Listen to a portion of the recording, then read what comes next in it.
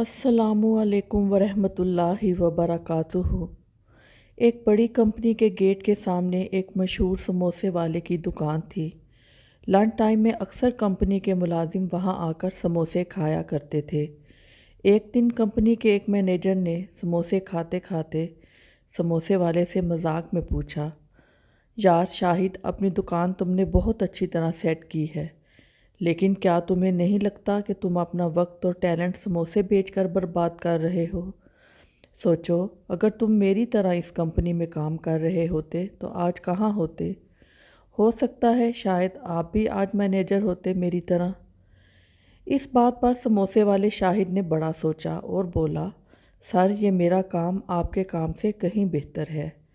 10 साल पहले जब मैं टोकरी में समोसे फ़रोख्त करता था तभी आपकी जॉब लगी थी। तब मैं महीना भर में 1000 रुपये कमाता था और आपकी तनख्वाह 10,000 थी। इन 10 सालों में हम दोनों ने खूब मेहनत की। आप सुपरवाइज़र से मैनेजर बन गए और मैं टोकरी से इस मशहूर दुकान तक पहुंच गया। आज आप महीने के 50,000 कमाते हैं और मैं महीने के 60,000 रुपये। लेकिन इसलिए मैं अपने काम को आपके काम से बेहतर नहीं कह रहा हूँ, बल्कि ये तो मैं बच्चों की वजह से कह रहा हूँ।